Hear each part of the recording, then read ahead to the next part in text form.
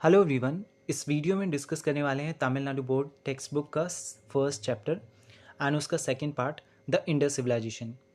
And इस chapter में बड़ी इंपॉर्टेंट चीज़ें दी हुई हैं, वो सारी डिस्कस करेंगे जो कि यूपीएससी यूजीसी नेट बाकी कॉम्पिटिटिव एग्जाम्स के लिहाज से बड़ी इंपॉर्टेंट हो जाती हैं।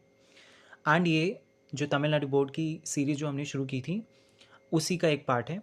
एंड इस पूरी सीरीज़ में हम पूरी तमिलनाडु बोर्ड की जो हिस्ट्री थी, हिस्ट्री की जितनी भी टेक्स्ट बुक है तमिलनाडु बोर्ड की, वो सारी डिस्कस करेंगे चैप्टर वाइज। एंड ये फर्स्ट चैप्टर का सेकंड पार्ट डिस्कस करने वाले हैं। इससे पहले वाले चैप्टर का यानी कि इसी चैप्टर का फर्स्ट पार्ट हम डिस्कस कर चुके हैं इससे पहले। शुरू करते हैं अपना चैप्टर बेसिकली।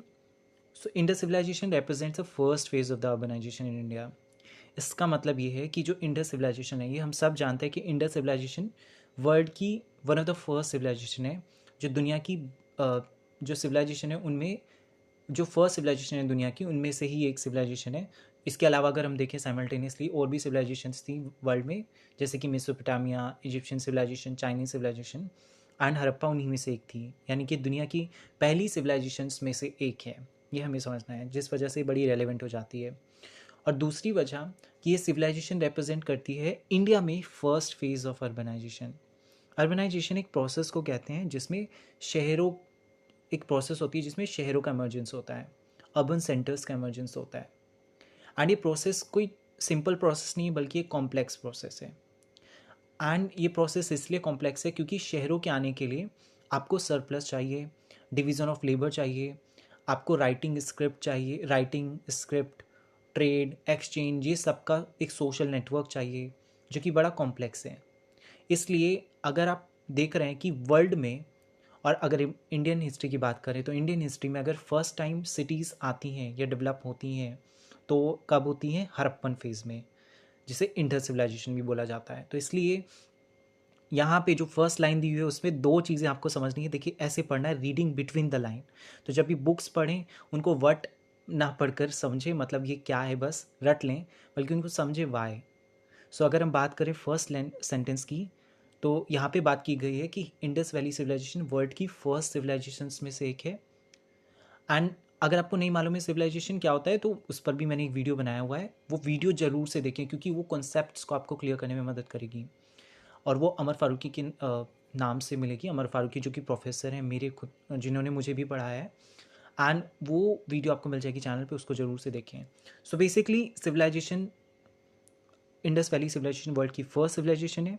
एंड साथ ही में इंडिया में ये फर्स्ट फेज ऑफ अर्बनाइजेशन को रिप्रेजेंट करती है। जैसा कि अभी ने बात की, अर्बनाइजेशन मतलब अर्बन सेंटर्स के इमर्जेंस की प्रोसेस, जो कि फर्स्ट टाइम होता है इंडिया में। यानी कि अगर मैं आपसे in simple terms I tell you, तो वो ये होगा कि भारत में पहली बार शहर कौन से आए और कब आए, तो वो हड़प्पन सिविलाइजेशन के टाइम पे आए। और कौन से पहले शहर थे? हड़प्पा, मोहिंजोदारो, लोथल, बनावली, धोलावीरा, राखीगढ़ी, जितने भी अर्बन सेंटर्स रहे हड़प्पा के, वही इंडिया के फर्स्ट अर्बन सेंटर से पहले शहर हैं। चलिए इनको डिस्कस करते हैं। अब यहाँ पे बात की गई है कि जब जैसे ही इंडस सिविलाइजेशन अपने पीक पे पहुँचती है, तो हम देखते हैं अपने पीक पे पहुँचने पे इसमें अर्बन सेंटर्स का डेवलपमेंट होता है। तो अभी हम देखेंगे इसके 3 पार्ट्स हैं, लेकिन इसको समझने से पहले आप ये भी समझें कि इंडस वैली सिविलाइजेशन जब इंडिया में आ रही है, लेकिन साइमल्टेनियसली बाकी कल्चर्स भी इंडिया में पैरेलली एग्जिस्ट कर रहे हैं। यानी कि जैसा हमने बात की, वर्ल्ड में फर्स्ट सिविलाइजेशंस में एक थी इंडस वैली सिविलाइजेशन इंडिया में। लेकिन इसका मतलब ये नहीं है कि इंडिया में बाकी जगह पे कोई और सिविलाइजेशन या कोई और कल्चर एग्जिस्ट नहीं करता था। बाकी कल्चर भी एग्जिस्ट करते थे। वो कौन से थे? जैसे मेजोलिथिक, नियोलिथिक और बाकी कल्चर्स। इसका मतलब ये है कि जब भी कोई सोशल डेवलपमेंट होता है या इकोनॉमिक डेवलपमेंट होता है, वो कोई लीनियर फैशन में नहीं होता है। इट मीन्स कि कोई भी, अगर हम चेंज देखते हैं हिस्ट्री में, वो ऐसा नहीं होता कि वो चेंज पूरी हर जगह एक जैसा आ रहा है या एक ही पेस पर आ रहा है।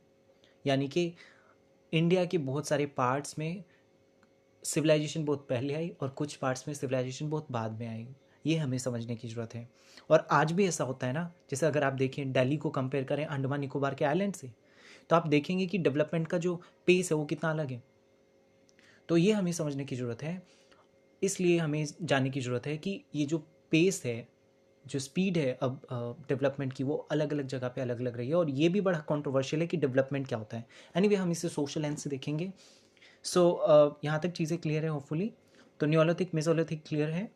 जो कि कल्चर साइमल्टेनियसली एग्जिस्ट करते थे बाकी इंडिया के पार्ट्स में। जैसे कि हम देखेंगे गणेश्वर जोधपुर कल्चर जो था वो राजस्थान में एग्जिस्ट करता था, जो कि चाकोलिथिक और न्योलिथिक कल्चर का मिक्स एक तरह से हाइब्रिड था। एंड अगर साउथ इंडिया में देखें तो न्योलिथिक कल्चर उस समय एग्जिस्ट कर रहा है। बाकी जगह पे तो ये हंटिंग गैदरिंग भी शुरू नहीं हुई है। लेकिन अगर हम बात करें इंडस वैली सिविलाइजेशन की, तो यहाँ पर इंडिया में फर्स्ट टाइम हमें शहरों का इमर्जेंस देखने को मिल रहा है। I guess this is clear to you people. इतना सब कुछ हमने इतने छोटे से पैराग्राफ में बहुत कुछ डिस्कस किया, क्योंकि मैं चाहता हूँ कि आपको एक चीज़ समझ में आए, क्योंकि ये समझना इसलिए ज़रूरी है क्योंकि आप हिस्ट्री को रटें नहीं बल्कि समझें। आगे बात कर लेते हैं नॉमेनक्लेचर, फेजेस एंड क्रोनोलॉजी।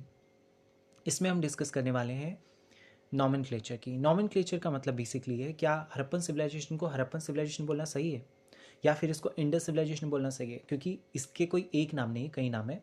कुछ कुछ हिस्टोरियंस, कुछ कुछ लोग तो इसको इंडो सरस्वती नाम से भी बोलना सही समझते हैं। तो अलग अलग नाम है इसके। तो हम जानने की कोशिश करते हैं कि कौन सा नाम बोलना सही होगा और क्या इन नाम की एक पॉलिटिक्स रही है। तो अगर हम बात करें अपन हड़प्पन सिविलाइजेशन नाम जो है इस सिविलाइजेशन के लिए वो लेना सही है। तो काफ़ी स्टोरेंट्स मानते हैं कि हड़प्पन सिविलाइजेशन नाम इसलिए रखा गया है। देखिए आर्कियोलॉजी में एक ट्रेडिशन कस्टम होता है कि जो कल्चर होता है अगर वो डिस्कवर किया जाता है तो उसकी फर्स्ट साइट के नाम के ही बेसिस पे हम पूरी सिविलाइजेशन का नाम पूरे कल्चर का नाम रखते हैं। जैसे अगर कोई भी कल्चर है उसी के बेसिस पे अगर आप वो कल्चर आपने डिस्कवर किया कहीं पहले, और अगर उस कल्चर की कोई साइट आपने पहले डिस्कवर की है तो उसी साइट के नाम से पूरी सिविलाइजेशन का नाम रखा जाएगा। जैसे अगर हम बात करें इंडस वैली सिविलाइजेशन, तो इसमें सबसे पहले कौन सी साइट डिस्कवर की गई थी? हड़प्पा। इसलिए इस पूरी सिविलाइजेशन का नाम हड़प्पन सिविलाइजेशन रखा गया।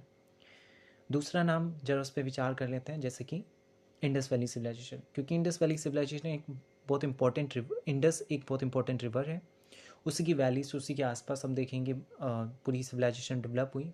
तो इसलिए बोलना गलत नहीं होगा कि ये इंडस वैली सिविलाइजेशन है।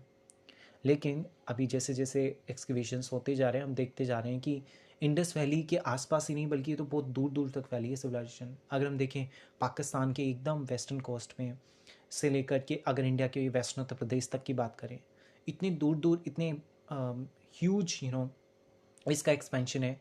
तो हम क्या इसको बोल सकते हैं इंडस वैली सिविलाइजेशन? तो इतना ज्योग्राफिकल डाइवर्सिटी ये कवर करता है, तो क्या इसके लिए इंडस वैली सिविलाइजेशन टर्म का इस्तेमाल करना सही होगा? तो इसकी लिमिटेशंस हैं। इसके अलावा अगर इसका तीसरा नाम देखें, जैसे इंडस सरस्वती या बाकी नाम, तो वो भी काफ़ी हिस्टोरियंस डिसअग्री करते हैं उस पर भी। अब बात कर लेते हैं फेजेस के। फेजेस का मतलब ये है कि इंडस वैली सिविलाइजेशन को कितने फेजेस में बांटा गया है। फेजेस का मतलब है कुछ कुछ इसको 3 फेजेस में बांटा गया, वो भी उनके कैरेक्टरिस्टिक्स पे। जैसे कि पहला फेज़ है अर्ली हड़प्पन फेज़, जो यहाँ पर देख सकते हैं। सेकेंड फेज़ है mature Harappan phase and third phase है late Harappan phase. Early Harappan phase जो कि शुरू होता है, क्रोनोलॉजी भी ध्यान रखेंगे, थर्ड ये 300 सेंचुरी, ये 3000 से 2600 BC में, और उसके बाद ये मैच्योर के लिए 2600 से 1900 BC में, एंड 1900 BC से 1700 BC में लेट हड़प्पन फेज़ है। अब आपके मन में क्वेश्चन आना चाहिए कि ये सारे तीनों फेजेस में क्यों बांटा गया? वो इसलिए बांटा गया कि ये तीनों फेजेस में अलग अलग कैरेक्टरिस्टिक्स देखने को मिल रहे हैं। जैसे कि अगर हम अर्ली फेज़ की बात करें, अर्ली हड़प्पन फेज़ की, तो इसमें हम देखेंगे कि विलेजेस डेवलप होने शुरू हो जाते हैं और कुछ कुछ फीचर्स इंपॉर्टेंट देखने को शुरू मिल जाते हैं। मैच्योर हड़प्पन फेज़ की खास बात यह है कि यहाँ पर फर्स्ट टाइम में सिटीज़ का डेवलपमेंट देखने को मिल रहा है। तो अक्सर जब भी हम हड़प्पन सिविलाइजेशन की बात करते हैं, इंडस वैली सिविलाइजेशन की बात करते हैं, तो हमारे दिमाग में मैच्योर हड़प्पन फेज़ आता है। उसके बाद तीसरा फेज़ है इसका late Harappan phase. Late Harappan phase वो फेज़ था जब सिटीज़ का डिक्लाइन हो जाता है। तो उसको आप अगर दूसरे तरह से समझे तो ऐसे होगा कि अर्ली फेज़ जब सिटीज़ नहीं आई, सिटीज़ डेवलप हो रही हैं धीरे धीरे, विलेजेस से सिटीज़ में ट्रांसफॉर्मेशन हो रहा है। एंड मेच्योर फेज़ जब सिटीज़ डेवलप हो चुकी हैं फुली, एंड उसके बाद लेट हड़प्पन फेज जब फिर सिटीज़ का डिक्लाइन हो चुका है वापस से। सो एक तरह से कहानी है इसके चाइल्डहुड की, एडल्टहुड की, और उसके बाद इसके ओल्ड एज की। तो अर्ली पीरियड इसका चाइल्डहुड था एंड मेच्योर पीरियड इसका प्यूबर्ट, वो पीरियड था जब इसे प्यूबर्टी गेन कर लेता है, और उसके बाद लेट हड़प्पन फेज इसका ओल्ड एज कह सकते हैं आप। I guess this is clear. इसके साथ ये भी समझना ज़रूरी है कि ये वैक्यूम में तो नहीं आया होगा, क्योंकि सिविलाइजेशन बाकी एरियाज में तो नहीं आ रही है, एंड ये यहाँ पर ही क्यों सिविलाइजेशन आई। तो काफ़ी हिस्टोरियंस मानते हैं कि 7000 BC में मेहरगढ़ में जब न्योलिथिक पीरियड चल रहा था, तो उसकी वजह से हम बोल सकते हैं कि यहाँ पर वर्ल्ड की फर्स्ट सिविलाइजेशन इमर्ज होने में काफ़ी मदद मिली। क्योंकि अगर हम देखें वर्ल्ड में फर्स्ट टाइम एग्रीकल्चर का शुरू होना बहुत एक इम्पॉर्टेंट इवेंट के रूप में देखा जाता है, क्योंकि एग्रीकल्चर के बाद सरप्लस आया, एंड वो सरप्लस मदद करेगा डिवीज़न ऑफ लेबर के डेवलपमेंट में एंड स्पेशलाइजेशन में, इसी तरह से इनक्वालिटी और बाकी सोशल डेवलपमेंट्स में। सो ये हमें समझने की ज़रूरत है, तो ये हमें ध्यान रखने की ज़रूरत है। उसके बाद हम यहाँ पे देख लेते हैं कि इंडस सिविलाइजेशन जो है, so the urban phase was prevalent in the mature Harappan period and began to decline afterwards. ये हमने देख लिया, यहाँ से डिस्कस करते हैं। इंडस वैली सिविलाइजेशन की जो साइट्स थी, जैसे हरप्पा, जिन्हें हरप्पन साइट्स भी बोल सकते हैं, हरप्पन साइट्स को फर्स्ट टाइम विजिट किया था चार्ल्स मेसन ने 1826 में।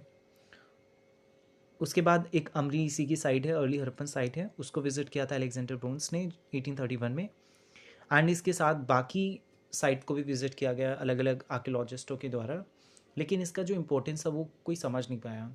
साथ ही में साइट का डिस्ट्रक्शन भी होना शुरू हो गया हड़प्पा का, क्योंकि हड़प्पा का जो शहर था, जैसे एक्सकवेशन हुआ था यहाँ पे, तो यहाँ की ईंटों का इस्तेमाल लाहौर के रेलवे स्टेशन बनाने में इस्तेमाल किया गया इसका, क्योंकि पाकिस्तान में एंड पाकिस्तान के जो रेलवे स्टेशन उसको बनाने के लिए इसकी ईंटों का इस्तेमाल किया गया, क्योंकि ईंटें बड़ी अच्छी क्वालिटी की थी। तो उन्होंने सोचा क्यों ना ईंटों का इस्तेमाल किया जाए railway station, railway tracks, station बनाने के लिए। तो ये साइट्स का डिस्ट्रक्शन का भी एक कारण रहा, जिस वजह से हरप्पन साइट का डिस्ट्रक्शन हमें देखने को मिल रहा है। लेकिन एक लैंडमार्क इवेंट तब होता है जब एक सील, हरप्पा की एक सील अलेक्जेंडर कनिंघम को मिलती है, जो कि फर्स्ट सर्वे आर्कियोलॉजिकल जो सर्वे ऑफ इंडिया है उसकी फर्स्ट डीजी थे, यानी कि डायरेक्टर जनरल थे ये अलेक्जेंडर कनिंघम। लेकिन ये भी इसके इम्पोर्टेंस को समझ नहीं पाया, इनको लगा ये सील किसी चाइनीज सील या किसी और सिविलाइजेशन से जुड़ी हुई है। उनको ये नहीं लगा कि ये वर्ल्ड की one of the first civilisation हो सकती है, एंड इस वजह से इसका इम्पोर्टेंस तब तक सबको नहीं पता चला जब इसका फर्स्ट टाइम एक्सकवेशन होता है, वो भी under the sir John martial, जो कि डीजी होते हैं एएसआई के, यानी कि अलेक्जेंडर कनिंघम के बहुत बाद में। 1924 में यहाँ पे आगे दिया हुआ नहीं है। सो 1924 में फर्स्ट टाइम ये डिक्लेयर किया जाता है कि इंडिया में one of the first civilisation थी हरप्पन सिविलाइजेशन। एंड इस तरह से अभी तक तो हम मान कर चल रहे थे कि 6th सेंचुरी BC एक फर्स्ट पीरियड, वो पीरियड था जिसमें हमें फर्स्ट साइट मिलती है, मतलब सिविलाइजेशन शुरू होती है इंडिया की, इंडियन हिस्ट्री शुरू होती है 6th सेंचुरी BC से। लेकिन हरप्पन सिविलाइजेशन से ये हिस्ट्री और बड़ी और ज़्यादा पुरानी हो गई, यानी कि इंडिया दुनिया की one of the oldest civilisation बन गया। ओके, सो उसके बाद हम देखेंगे सर जॉन मार्शल, जिनका इंपॉर्टेंट रोल रहा। उसके बाद 1940s में मॉर्टिमर व्हीलर थे, जिन्होंने एक्सकेवेट किया हरप्पन साइट्स को, काफ़ी एक्सकेवेशन किए गए, बाकी चीज़ें।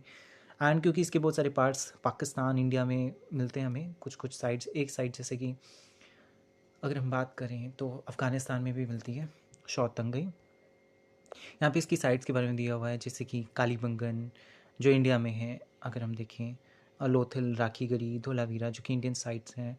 बाकी हरप्पा और मोहिंजोदारो तो पाकिस्तान में ही लाई करती हैं। इसके एक्सिबिशन होते रहे 1950 से 19 तक, यानी कि ये उस समय के दरमियान हो रहा है जब भारत आज़ाद नहीं हुआ था, क्योंकि 1924 में जो इसकी पहली बार घोषणा की गई कि भारत की जो इंडस सिविलाइजेशन वर्ल्ड की फर्स्ट सिविलाइजेशन में से एक है, तब भारत इंडिपेंडेंट नहीं था बल्कि गुलाम था ब्रिटिशर्स का। तो ये ब्रिटिशर्स के टाइम पर ही हो रहा है। एएसआई भी तभी बना है, हिस्ट्री में भी डेवलपमेंट्स तभी हो रही हैं। ज्योग्राफिकल एरिया देख लेते हैं, सेटलमेंट्स देख लेते हैं, जैसे कि अगर हम बात करें इसके ज्योग्राफिकल एरिया की, कहाँ कहाँ फैला हुआ था, क्योंकि हमने बात की थी अभी। तो सबसे पहले अगर देखें तो एकदम नॉर्थ एक्सट्रीम में जाएँ तो ये शौतंगई इसकी साइड देखने को मिलती है अफ़गानिस्तान में। तो ये अफ़गानिस्तान तक पहुँची है इसकी साइड, सोचिए। तो क्या ये बोलना सही होगा ये इंडस वैली सिविलाइजेशन थी, जैसा अभी हमने डिस्कस किया? ऐसे क्वेश्चन आपके मन में आने चाहिए। इंडिया में बात करें नॉर्थ में एकदम, तो आलमगीरपुर हमें देखने को मिल रहा है एकदम नॉर्थ वेस्ट में, जो कि वेस्टर्न उत्तर प्रदेश में है। ईस्ट में बात करें दीमाबाद महाराष्ट्र में देखने को मिल रही है इसकी साइट्स। साउथ की ईस्ट में हमें देखने को मिल रहा है आलमगीरपुर। एंड अगर सबसे वेस्ट में, साउथ में बात करें तो दीमाबाद है इंडिया में, जो कि कभी कभी समझा जाता है हरप्पन सिविलाइजेशन का हिस्सा है। उसके बाद अगर इंडिया की बात करें तो कोर एरियाज़ के लाई करते हैं पाकिस्तान में, गुजरात, राजस्थान और हरियाणा में। अर्ली बिगनिंग्स की बात कर लेते हैं, कैसे शुरू हुई, अभी हमने देखा भी था, मेहरगढ़ से इसकी शुरुआत मानी जाती है, जो कि फर्स्ट फेज़ ऑफ एग्रीकल्चर को रिप्रेजेंट करता है। यानी कि एग्रीकल्चर इंडिया में फर्स्ट टाइम कब शुरू हुआ था, 7000 BC में मेहरगढ़ में। और मेहरगढ़ भी कोई इंडिया में नहीं है बल्कि पाकिस्तान में है। तो अब एक चीज़ और हमें ध्यान रखनी है कि यहाँ पर कोई नेशनल बाउंड्री दिमाग में रखें, हिस्ट्री नहीं पढ़ने, क्योंकि हिस्ट्री कोई नेशनल बाउंड्री से डिसाइड नहीं होती है। जब हम हिस्ट्री पढ़ रहे हैं तो हमारे दिमाग में इंडियन सब कॉन्टिनेंट है, ना कि इंडिया, पाकिस्तान, नेपाल, भूटान। ठीक है।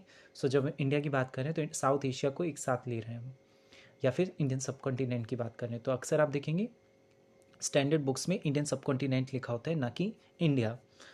ओके, सो आगे बात कर लेते हैं। ओके, सो आगे बात कर लेते हैं। बेसिकली ये इसका अर्ली फेज़ रिप्रेजेंट करता है। न्योलिथिक पीरियड जब शुरू हुआ यहाँ पे, न्योलिथिक पीरियड इसलिए अर्ली है क्योंकि इस समय लोगों ने खेती करना शुरू किया, डोमेस्टिकेशन किया, एनिमल्स को पालना शुरू किया, कैटल्स को पालना शुरू किया, उससे सरप्लस आया। सरप्लस से उन लोगों को आप फीड कर सकते हैं जो लोग एग्रीकल्चर नहीं कर रहे, तो इससे डिवीज़न ऑफ लेबर आएगा। इन चीज़ों को अगर आपको और गहराई से समझना है तो मैं आपको वापस से रेकमेंड करूँगा, वीडियो ज़रूर देखें, व्हाट इज़ सिविलाइजेशन, वो चैनल पे आपको मिल जाएगी। अब हम बात कर लेते हैं प्लान टाउन्स की। Plan towns, what do you mean by this? Listen, जब हम टाउन्स की बात करते हैं तो टाउन्स को जो विलेजेस हैं उनसे क्या अलग बनाता है? देखिए, विलेजेस में कोई प्लानिंग नहीं होती है क्योंकि वहाँ पे रिसोर्सेज बहुत ज़्यादा होते हैं, किसके प्रोपोर्शन में, पॉपुलेशन के। लेकिन सिटीज़ में पॉपुलेशन डेंसिटी ज़्यादा होती है, जिस वजह से आपको रिसोर्सेज को मैनेज करने की ज़रूरत महसूस होती है। और रिसोर्सेज के मैनेजमेंट कैसे होगा? प्लानिंग से। तो plan, prepare and perform, basically that's the idea. Anyway, so planning कहीं भी इसलिए की जाती है ताकि आप कम समय में ज़्यादा रिसोर्सेज का इस्तेमाल, कम रिसोर्सेज का इस्तेमाल ज़्यादा समय के लिए कर पाएँ, अच्छे से कर पाएँ। इसलिए जो प्लान टाउन्स यानी कि सिटीज़ हैं, क्योंकि उनमें लिमिटेड रिसोर्स हैं, क्योंकि आपके पास एक लैंड है तो वो लिमिटेड है, एंड सिटीज़ में पॉपुलेशन डेंसिटी भी बहुत ज़्यादा होती है, तो आपको सबको हाउसिंग और बहुत सारी चीज़ें प्रोवाइड करनी है, तो रिसोर्सेज लिमिटेड हैं, इसलिए आपको प्लान करना पड़ेगा। और प्लानिंग ही सिटीज़ को विलेजेस से अलग बनाता है। अगर आप देखें सिटीज़ में रोड्स एकदम ग्रिड पैटर्न में होता है, ग्रिड पैटर्न जैसे मैथ्स की शीट्स आपने देखी ना, एकदम 90 डिग्री एंगल बनाती है उस तरह से। तो ये हमें ध्यान रखना है। दिल्ली की भी बात करें तो आप देखा होगा सीपी, लटियंस, दिल्ली, ये सारी प्लान्ड सिटीज़ हैं। तो अगर मैं बोलूँ, वर्ल्ड की जितनी भी आज लंदन, पेरिस या न्यूयॉर्क या सैन फ्रांसिस्को, जितनी भी बड़े शहर हैं, इंक्लूडिंग टोक्यो, कायरो, ये सारे प्लान्ड हैं। इसका आइडिया कहाँ से आया? सबसे पहले इवन मेसोपोटामिया से भी नहीं, क्योंकि मेसोपोटामिया की सिटी उतनी प्लान नहीं है जितनी इंडिया की हड़प्पन या मोहनजोदारो सिटी जो है वो प्लान्ड है।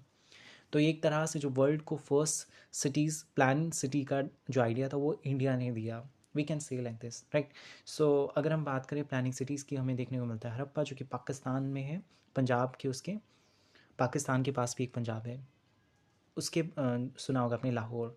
एनीवे, सो उसके बाद मोहनजोदारो जो कि सिंध में है, पाकिस्तान में, धोलावीरा, लोथल, सुरतादोर जो कि गुजरात, इंडिया में है, कालीबंगन, बनावली, राजस्थान में, इंडिया में है, राखीगढ़ी, हरियाणा में है।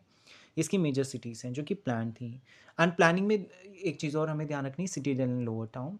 Citadel and lower town basically मतलब सिटीडल यानी कि इसकी जो सिटीज़ थी उसको दो पार्ट्स में डिवाइड किया हुआ था। एक थोड़ा ऊंचाई पे बना हुआ सिटीडल जो कि छोटा होगा साइज़ में, क्योंकि वो एफ्लुएंट लोगों के लिए होगा, रिच क्लासेस के लिए होगा, बुर्जुआसियों के लिए होगा, उन लोगों के लिए होगा जिनके पास रिसोर्सेज हैं, जैसे एलीट, ओके, बड़े लोगों के लिए होगा।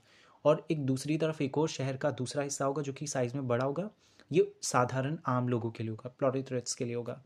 तो इस तरह से शहर को दो हिस्सों में बांटा गया जो कि दिखाता है इकोनॉमिक डिस्पैरिटीज़ को।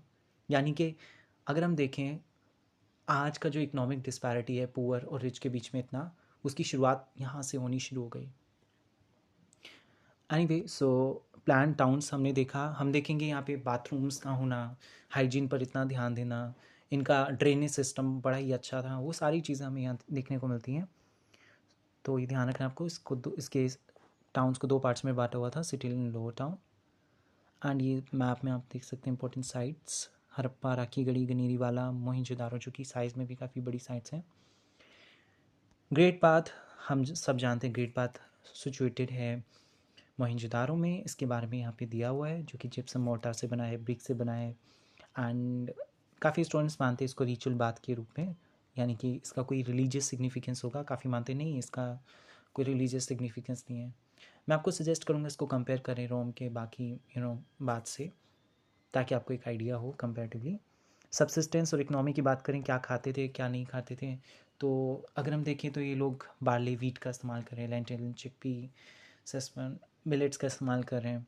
राइस इनके डाइट में इतना नहीं है, वीट प्रोपोर्शनेट में ज़्यादा है, क्योंकि अगर हम देखें बिहार, उत्तर प्रदेश, ईस्टर्न उत्तर प्रदेश, वहाँ पे राइस ज़्यादा कंज्यूम किया जाता है, यहाँ पे नहीं किया जा रहा है। यहाँ पे वीट एक स्टेपल फूड के रूप में इस्तेमाल किया जा रहा है। एग्रीकल्चर सरप्लस की वजह से हम देखेंगे सिटीज़ का डेवलपमेंट हुआ, क्रॉपिंग सिस्टम इनका अच्छा था, इरीगेशन सिस्टम। ब्लड फील हमें देखने को मिल रही है कालीबंगन में, जहाँ पे हल रेखा साक्ष्य के निशान मिले हमें। अच्छा, कुछ कुछ चीज़ें जो बड़ी कंट्रोवर्शियल भी रही हैं अगर हम बात करें, जैसे कि क्या यहाँ पर बीफ खाया जाता था या फिर क्या यहाँ पर पॉक खाया जाता था, वो सारी चीज़ें कंट्रोवर्शियल है भी। और क्या यहाँ पे हॉर्सेस मिले हैं। सो जैसे यहाँ पे एनिमल डोमेस्टिकेशन दिया हुआ है, तो हम देखेंगे यहाँ पे लिखा हुआ है but horses was not known to them. लेकिन यहाँ पे लिखा हुआ है, इसका मतलब ये नहीं आप ये बिल्कुल सोच लें कि नहीं, हॉर्सेस के एविडेंस नहीं मिले, क्योंकि अगर आप स्टैंडर्ड बुक्स को पढ़ें तो आप देखेंगे नहीं, वी फाइंड सम एविडेंसेस। हमें हॉर्स के टीथ के एविडेंसेस मिले हैं, कुछ कुछ पार्ट्स के एविडेंसेस मिले हैं, कुछ बोन्स के एविडेंसेस मिले हैं, लेकिन वो प्रूफ नहीं है कि हॉर्स के हैं किसी और के। बट रिसर्चेस चल रही हैं, let's see what happen. Animal domestication होता रहा यहाँ पे, तो इन्होंने बफेलो, पिग, एलिफेंट्स जैसे एनिमल्स को डोमेस्टिकेट किया। घड़ियाल, डियर एंड बोर के भी एविडेंस मिल रहे हैं। क्राफ्ट प्रोडक्शन में सबसे इंपॉर्टेंट आपको याद रखना है चानूदारो, जो कि इंपॉर्टेंट सेंटर है इसका। क्राफ्ट प्रोडक्शन में किस किस चीज़ों का इस्तेमाल कर रहे हैं रॉ मटेरियल का, कर्नीलियन, जेस्पर, क्रिस्टल, स्टीटाइट मेटल्स का इस्तेमाल किया जा रहा है, कॉपर, ब्रॉन्ज, गोल्ड का इस्तेमाल किया जा रहा है। एंड टेराकोटा, टेराकोटा बेसिकली किसको कहा जाता है, जो क्ले होती है, मिट्टी होती है, उसको पकाकर कोई भी शेप दी जाती है, उसे टेराकोटा बोला जाता है। एंड इसके बाद यहाँ पे दिया हुआ है शेल, ये कहाँ से आए, ये इंपॉर्टेंट है। जैसे शेल कहाँ से आ रहा है, नागेश्वर और बालाकोट से। लैपिस लेजुलाई कहाँ से आ रहा है, एक कीमती पत्थर को बोला जाता है लैपिस लेजुलाई, जो कि शॉर्ट तंगी से आ रहा है। कर्नीलियन कहाँ से आ रहा है, लोथल से आ रहा है, लोथल गुजरात में है। सीटाइट राजस्थान से आ रहा है, सदर्न राजस्थान यानी कि गणेश्वर और जोधपुर कल्चर से। कॉपर भी यहीं से आ रहा है राजस्थान से, जो कि राजस्थान के खेतड़ी डिस्ट्रिक्ट से। कुछ कुछ चीज़ें यहाँ नहीं दी हुई, मैं एक्स्ट्रा बता दे रहा हूँ, पर ध्यान रखें। ओमन जो विदेश से आ रहा है, ओमन एक तरह से आप कह सकते हैं आज की दुबई के आसपास का एरिया। पॉटरी की बात करें तो इसकी पॉटरी हमें वैरायटी में मिलती है, जो कि सबसे इंपॉर्टेंट फीचर इसकी पॉटरी का ये था कि एक जैसी पॉटरी नहीं मिली है। एंड इसकी पॉटरी की खास बात ये भी थी कि वो वेल फायर्ड थी, अच्छे से पकाई गई थी, ये नहीं कहीं से कच्ची पकी छूटी हुई है। इसकी पॉटरी का डीप रेड रंग सिर्फ हमें देखने को मिल रही है, साथ में ब्लैक। तो इस कभी कभी हरपन पॉटरीज को रेड एंड ब्लैक भी बोला जाता है। एंड किस शेप में मिली है, डिश ऑन स्टैंड मिला है। स्टोरेज जार्स, यानी कि जिसको बड़े जार्स के रूप में पॉटरीज मिली हैं, जिसमें कुछ कुछ स्टोर करने के लिए रखा जाता था। एंड परफोरेटेड जार्स मिले हैं, जो छानने के लिए इस्तेमाल किए जाते हैं, छन्नी की तरह। एंड एस शेप जार और बाकी तरह की चीज़ें मिली हैं, जिस पे अलग अलग डिज़ाइंस मिले हैं, जैसे पीपल लीव्स के डिज़ाइन, जो कि कहीं ना कहीं रिचुअलिस्टिक एंड रिलीजियस एस्पेक्ट को भी दिखाते हैं। फिश स्केल और बाकी मोटिव्स भी मिले हैं। एंड अब बात कर लेते हैं मेटल टूल एंड वेपन्स की। तो Harappan civilisation bronze age civilisation है, ये ध्यान रखना आपको। ब्रॉन्ज बेसिकली होता है कॉपर एंड टीन का मिक्सचर, क्योंकि यहाँ पे आयरन नहीं था, तो आयरन नहीं था तो आपको एक हार्ड मेटल चाहिए। और वो मेटल हार्ड कैसे बना सकते हैं आप, जब आपके पास आयरन नहीं है, क्योंकि कॉपर, गोल्ड ये बड़ी सॉफ्ट होती है। आप जानते भी होंगे 24 कैरेट का सोना, जो कि बड़ा सॉफ्ट होता है, तो उसको हार्ड करने के लिए कॉपर में टीन को अलॉय किया जाता था, उसको मिक्स किया जाता था, और उससे वेपन्स, टूल्स और इक्विपमेंट्स बनाए जाते थे। सो यहाँ पे फिश हुक और बाकी चीज़ों के बारे में दिया हुआ है, तो let's discuss this one. Rohri chert क्या है, जो कि सेडिमेंट्री रॉक से मिला है, जो कि रोहरी पाकिस्तान में है। और इसको यूज़ किया जाता था हड़प्पन्स के द्वारा स्टोन ब्लेड बनाने के लिए, टूल्स के लिए, शिकार के लिए जो टूल्स बनाते थे उसके लिए इस्तेमाल किया जाता है इसको। टेक्सटाइल और ऑर्नामेंट्स की बात करें तो हम देखेंगे इनको मालूम था कॉटन और सिल्क के बारे में। अब सिल्क के बारे में अगर इनको मालूम था, क्योंकि सिल्क सबसे पहले ऐसा माना जाता है कि चाइना ने इन्वेंट किया, डिस्कवर किया। एनीवे, उसके बाद हम देखेंगे कि यहाँ पे अगर हम देखें प्रिस्ट, यहाँ पे किंग प्रिस्ट की जो अगर आपने स्टैचू देखा होगा, उनको दिखाया हुआ है, डिपिक्ट किया गया है क्लॉथ्स में, जो कि अलग ही है। इंडियन क्लॉथ्स की एक हिस्ट्री रही है, तो वो हम यहाँ से ट्रेस कर सकते हैं। बेंगल्स, अगर हम देखिए डांसिंग गर्ल के बारे में बात करें तो उसका देख सकते हैं वो किस तरह से कपड़े पहने उन्होंने। न्यूडिटी भी हमें देखने को मिलेगी, बैंगल्स हमें देखने को मिलेंगे उधर। कर्नीलियन कॉपर गोल्ड ऑर्नामेंट्स देखने को मिल रहे हैं। गोल्ड के ऑर्नामेंट्स, गोल्ड मालूम था इनको, गोल्ड कॉपर कर्नीलियन का इस्तेमाल किया करते थे, शेल्स का इस्तेमाल करते थे फॉर ऑर्नामेंट्स, ज्वेलरीज के लिए।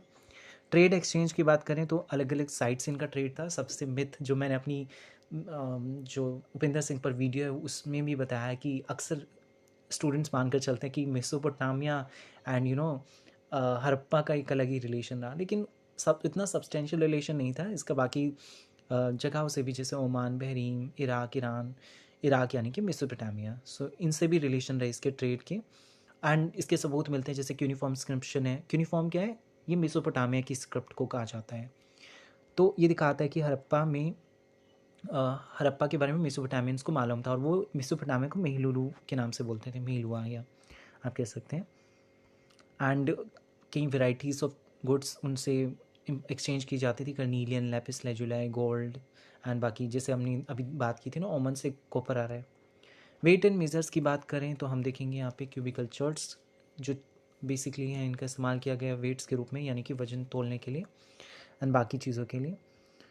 सो इनके पास वो एक स्टैंडर्ड मेज़र था। स्टैंडर्ड मेज़र यानी कि हम देखेंगे जैसे आज हमारे पास है ना 1 किलो, बाकी 2 किलो की उस तरह की पार्ट होते हैं, वैसे ही इनके पास भी स्टैंडर्ड थे, ये हमें ध्यान रखना है। एंड इनके पास एक बाइनरी नंबर सिस्टम भी था, 1 2 4 8 16 32, जो ये ज्वेलरी और बाकी मेटल्स के वेट के लिए इस्तेमाल करते थे। सील एंड सीलिंग स्क्रिप्ट देख लेते हैं। सील्स जो कि थप्पा मारने के लिए इस्तेमाल की जाती हैं, एंड इन इधर से बहुत सारी सील्स मिली है जो स्क्वायर, सिलेंड्रिकल, बाकी शेप्स में मिली हैं। एंड काफ़ी लोग मानते हैं सील्स पे जो राइटिंग मिली है वो द्रविडन है, क्योंकि ये तमिलनाडु बोर्ड की एनसीईआरटी टेक्स्ट बुक है, इसलिए कहीं ना कहीं दिखाएंगे कि हाँ द्रविडियन इन्फ्लुएंस रहा। काफ़ी लोग मानते हैं कि हड़प्पन स्क्रिप्ट जो है, स्क्रिप्ट मतलब राइटिंग, हड़प्पन राइटिंग जो है, जो अभी तक डेसिफर्ड नहीं है यानी कि पढ़ी नहीं गई है, वो हो सकता है द्रविडन ओरिजिन हो, यानी कि उसकी ओरिजिन जो है द्रविड लैंग्वेजेस से आती हो, पर it's not still sure, so we can just assume. And सबसे इम्पोर्टेंट इसकी सील के बारे में बात करें तो पशुपति सील, जिससे हमें रिलीजियस सिग्निफिकेंस का भी पता चलता है, जिससे बोला जाता है कि ये लॉर्ड शिवा को दिखाता है, डिपिक्ट करता है। आर्ट एंड अम्यूज़मेंट में बात करें तो प्रिस्ट किंग की हमें स्टैचूज़ मिले हैं, डांसिंग गर्ल का स्टैचू मिला है। अगर आप नेशनल म्यूज़ियम जाएँ तो यूल सी कि किस तरह से वहाँ पे एग्जिबिट किया हुआ है अलग अलग स्टैचूज़ को बाकी जगह पे। धोलावीरा एक इम्पोर्टेंट ऑब्जेक्ट ऑफ, यहाँ पे इससे हमें अलग अलग टॉय कार्ड्स मिले हैं, रेटल्स, व्हील टॉप्स, मार्बल्स, बाकी चीज़ें मिली हैं। फेथ और बिलीफ की बात करें तो यानी कि किस तरह का विश्वास था, और सबसे कंट्रोवर्शियल क्या हिंदुज़म की रूट्स यहाँ से निकलती हैं या फिर यहाँ पे कोई और रिलीजन था, या फिर ये बोलना सही होगा कि यहाँ पे कोई रिलीजन नहीं था, ये नेचर वर्शिप करते थे। बहुत सारी स्पेकुलेशन है जो हम लगा सकते हैं, बहुत कुछ अज्यूम कर सकते हैं, लेकिन ये सब एविडेंस पे बेस्ड होना चाहिए क्योंकि यही हिस्ट्री है, ठीक है। तो वी कांट से कि हिंदुज़म की शुरुआत यहीं से हुई, हिंदुज़म सनातन इतना पुराना है उतना पुराना है। वी हैव टू अंडरस्टैंड कि एविडेंसेस मिले हैं, जैसे पीपल ट्री के एविडेंसेस मिले हैं, वो वर्शिप करते थे, वो ये भी दिखा सकता है कि हो सकता है नीचे वर्शिप करते हो। टेराकोटा फिगर्स मिले हैं जो कि मदर गॉडेस की तरह दिखाते हैं, जो कि फर्टिलिटी के लिए इस्तेमाल किया जाता हो। कालीबंगन, कालीबंगन से फायर अल्टर्स का इस्तेमाल किया गया, जो हवन कुंड है, जो कि कहीं ना कहीं वैदिक और हिंदुज़म से जोड़कर देखा जाता है। इसके अलावा बरियल्स भी मिले हमें। अब हिंदुज़म में बरियल्स तो नहीं होते हैं, एंड पॉटरी ऑर्नामेंट्स रखे मिले हैं बरियल्स में, यानी कि बरियल्स में पॉटरी, इसका मतलब ये आफ्टर लाइफ में विश्वास करते थे। ज्वेलरीज ये सब मिला है, एंड ये डिस्पैरिटी भी दिखाता है, इकोनॉमिक डिस्पैरिटी। पॉलिटी की बात करें तो यूनिफॉर्मिटी, अब देखिए पॉलिटी की बात करें तो हमें नहीं मालूम यहाँ पे किस तरह का सिस्टम था, क्या डेमोक्रेटिक थी, ये डेस्पोटिक रूल था, किंगशिप थी, पर अज्यूम कर सकते हैं कि ये सेंट्रलाइज होगा या डिसेंट्रलाइज, ये दो तरह के ऑप्शन हम ले सकते हैं। सेंट्रलाइजेशन मतलब यहाँ पे किंग होगा जिसके पास सारी पावर होगी, या फिर यहाँ पे अलग अलग चीफ्स होंगे, अलग अलग, जैसे मोहनजोदारो में अलग चीफ होगा, हड़प्पा में अलग होगा। तो अगर ऐसा था तो यहाँ पे कुछ चीज़ें हैं जो दिखाती हैं ऐसा नहीं था, जैसे कि यूनिफॉर्मिटी मिलती है हमें पॉटरी से, मतलब पूरे हड़प्पन सिविलाइजेशन के अलग अलग सिटीज़ में, अलग अलग अर्बन सेंटर्स में एक जैसी पॉटरी का ट्रेंड मिल रहा है, मतलब एक जैसी पॉटरी देखने को मिल रहा है। इसका मतलब कोई तो था जो कि इंस्ट्रक्ट करा था कि इस तरह का स्टैंडर्ड होना चाहिए पॉटरीज़ का। ऐसे सील्स का भी स्टैंडर्ड यूनिफॉर्मिटी उसमें देखने को मिल रही है, वेट्स में यूनिफॉर्मिटी देखने को मिल रही है, ब्रिक्स में। जैसे आज ही इंडिया की बात करें तो इंडिया में वही करेंसी मुंबई में चलेगी, कलकत्ता में, दिल्ली में वही करेंसी चलेगी जो इंडिया में चल रही है, लेकिन लाहौर में नहीं चलेगी क्योंकि लाहौर एक अलग नेशन का हिस्सा है। वैसे ही हमें ध्यान रखना है, अगर यूनिफॉर्मिटी है तो दिखाता है कि एक लेवल ऑफ कमांड है, पावर को एक्सरसाइज किया जा रहा है, यानी कि सेंट्रलाइजेशन था। लेकिन कुछ एविडेंस ये प्रूव करते हैं ऐसा नहीं था। अच्छा, जैसे कुछ कुछ एविडेंस है, जैसे लेबर मोबिलाइजेशन, यानी कि लेबर का जब हम देख रहे हैं कि इतनी बड़ी बिल्डिंग्स, इतने बड़े मॉन्यूमेंट्स बन रहे हैं, तो ये मॉन्यूमेंट बनाने के लिए आपको लेबर चाहिए, और लेबर के लिए आपको कमांड चाहिए, यानी कि पावर गवर्नेंस चाहिए, स्टेट चाहिए।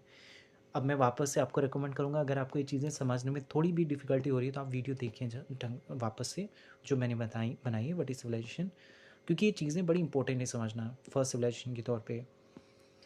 तो यूनिफॉर्मिटी दिखाती है कि यहाँ पे सेंट्रलाइजेशन था, लेकिन कुछ कुछ चीज़ें, कुछ कुछ सबूत दिखाते हैं कि यहाँ पे डिसेंट्रलाइजेशन भी हो सकता है।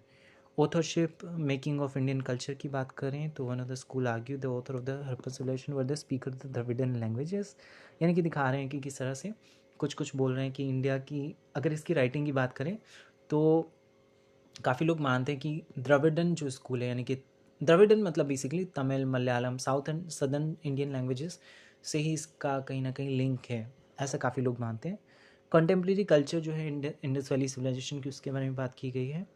जैसे कि अगर हम यहाँ पे देखें, several groups including the pastoral people, farmers, hunter-gatherers live in the Indus region.